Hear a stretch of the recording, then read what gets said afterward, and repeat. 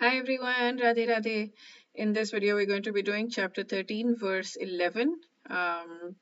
Texts 8 to 12 have been merged because they're all together. So we're going to do just the 11th piece and do the 12th piece to tie it in. Okay, so let's sing our prayers and then we'll sing the verse. Om Namo Bhagavate Vasudevaya. Om Namo Bhagavate Vasudevaya.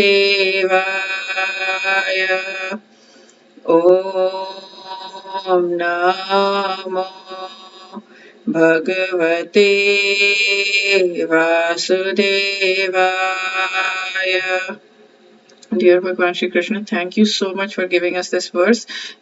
In this verse, you have identified all the qualities, traits that you believe, not that are, that are knowledge and everything else is ignorance, you've said. So please help us embody all of these qualities. Please help us do prayers at the end so that we can go through these and say, please give me this, please give me this, please give me this quality of non-attachment, please give me this quality of steadiness and steadfastness and aversion and distress and happiness, all of that. Please help us absorb this and embody this in the deepest way possible. Thank you. Okay, so I think I need to do something like that. I need to put, like chapter 10 was also filled with things like these, and this one, no, was it 11? I'm even forgetting that. So I need to write all of these down so that I can write a series of prayers and then I'll post that.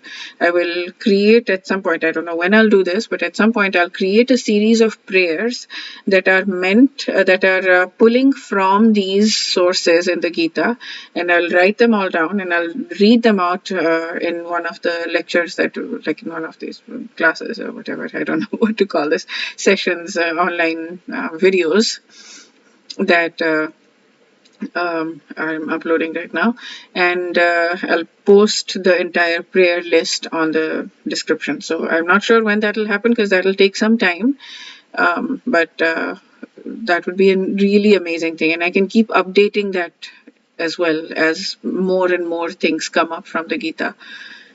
Okay, so let's sing the verse together.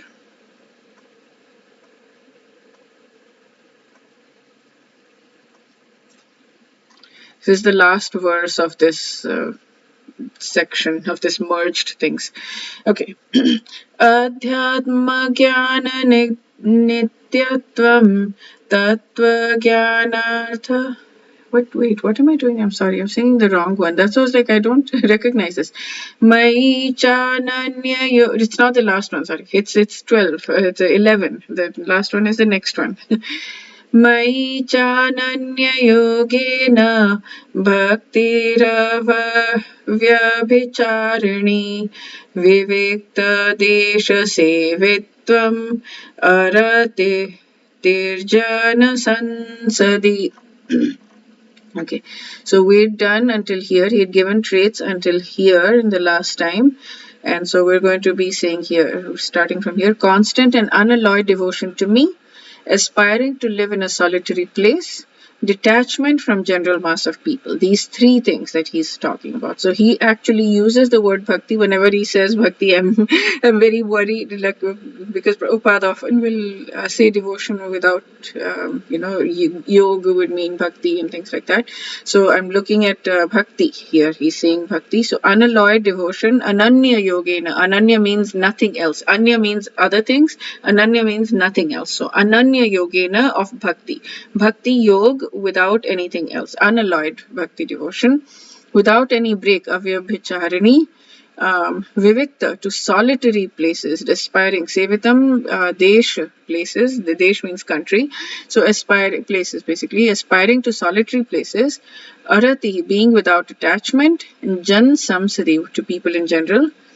And that's up to here. So So what he says, he addresses one of these things here, and that is, yeah, this paragraph is what he's talking about. One of the things, not wanting to mix with materialistic men, and oh, and then solitary places as well without wanted. So naturally, devotee has no taste for getting unnecessary things like sports or cinemas or whatever, because it's just a waste of time. And wrong researches are also a waste of time. You should simply research on the nature of the soul and understanding the self. That is what is recommended here. And what he says here, let me make sure that it's being shared. Yes.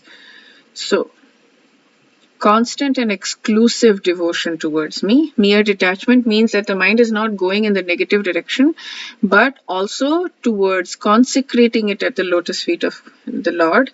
Inclination for solitary places, because you devotees don't need to overcome feelings of loneliness. Well, I need people in my life in a very, very, very big way. I cannot live alone at all.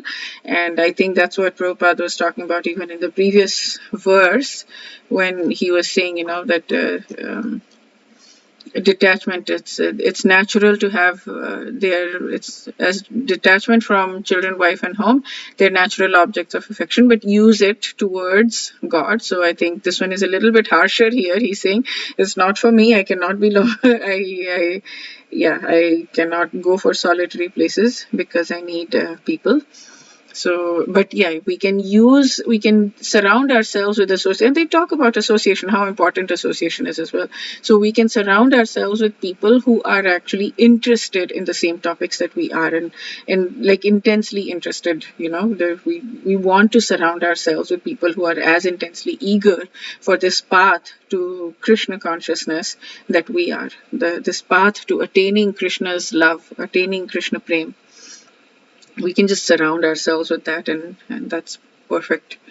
um, so, yeah, aversion to mundane society, absolutely, that makes sense. We don't care about it. I mean, it's just, yeah, it just stops having meaning at some point.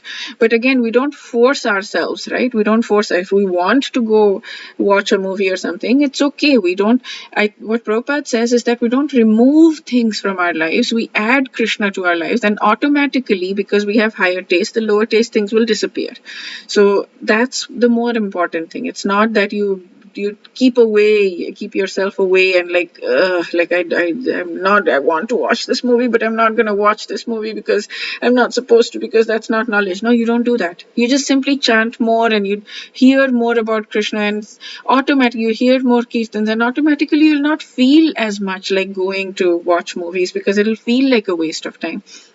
No, I used to love traveling. I used to love going to warm water ocean places, snorkeling, all of that kind of stuff. I don't even seem to like, it's like, I would rather listen to a lecture, I would rather sit at home and listen to a lecture. That is my thing. Chanting is very difficult for me, but listening to lectures is much easier for me.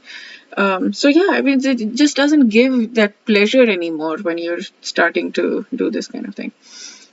Constancy in spiritual, no, that's there. This constant and devotion. I've talked about all of these, haven't I? Yeah, I've talked about all three. Okay, so yeah, that's it for this video. We'll do the last verse of this merged thing in the next video, which is chapter 13, verse 12. And I don't know if I spoke, but basically all these things are. So let me read the whole thing. Humility, pridelessness, non-violence, tolerance, simplicity, approaching a bona fide spiritual master, cleanliness, steadiness, self-control, renunciations of object of self-gratification, absence of false ego, the perception of evil of birth, death, old age and disease, detachment, freedom from entanglement with children, wife, home and rest, even-mindedness amid pleasant and unpleasant events, constant and unalloyed devotion to me, aspiring to live in a solitary place, detachment from general mass of people. Okay, up to here, all these I declare to be knowledge, and besides this, whatever there may be is ignorance. So we can have prayers for this. Krishna, please, I humbly request you to please give me real, true, genuine, deep humility, because this is such a big topic. My goodness, this is a huge topic. So many people have come, visiting lecturers have come and talked about humility and different stories that express humility, and I haven't quite understood it because it's a very deep topic. But yes, pridelessness. Krishna, please help me have pridelessness. Krishna, please help me have non-violence. Krishna, please help me have tolerance. Krishna, please help me have simplicity. All of these can be prayers, and then please help me have the knowledge of tolerance. Please help me have the knowledge of simplicity. And then, and if we do this, maybe, I don't know, once a day or something, every morning when we're lighting our, whatever your morning ritual is for Krishna, like for me, it's lighting a diya. We can do this prayer along with that. Oh, and another thing that I learned from Harivamsha Prabhu, oh my goodness, that was amazing. And that was that somebody had told me that it's best to do the prayers, to sing the prayers of the acharyas rather than have our own heartfelt prayers. And he said that no, that's not true. It is one of the 64 limbs. Actually, somebody else somebody asked this question and he also answered, but then somebody else also answered very precisely that one of the 64 limbs of bhakti, which is there in Bhakti Rasamrit Sindhu by Rupa Goswami, is that we should have prayers. And it is called, let me read this because it's phenomenal. Okay. The limb of bhakti is called Vigyapati, heartfelt submission of or prayer. It's the 46th limb out of 64 limbs of bhakti. It deals with expressing one's desires, confessions, and pleas directly to the Lord with deep sincerity and devotion. In essence, it is about opening one's heart to the Lord and communicating one's innermost thoughts and feelings, seeking His guidance, help, or forgiveness. This practice is a vital aspect of developing a personal and intimate relationship with the Divine. So yes, we should have heartfelt prayers along with the prayers of the acharyas, so that and we should do our heartfelt prayers in the right mood of the acharyas. We shouldn't be just saying, Krishna, please give me a Mercedes, right? I mean, that is completely opposite to the real heartfelt prayer. These heartfelt prayers would be this kind of thing where we're saying, please, Krishna, give me humility, please give me pridelessness, please give me non-violence, please give me tolerance, please give me simplicity in the deepest way possible. That is real prayers. Okay, so yeah, that's it for this verse, this verse, whatever. Wish you a day filled with lots and lots and lots and lots of spiritual growth and lots of Krishna's grace and lots of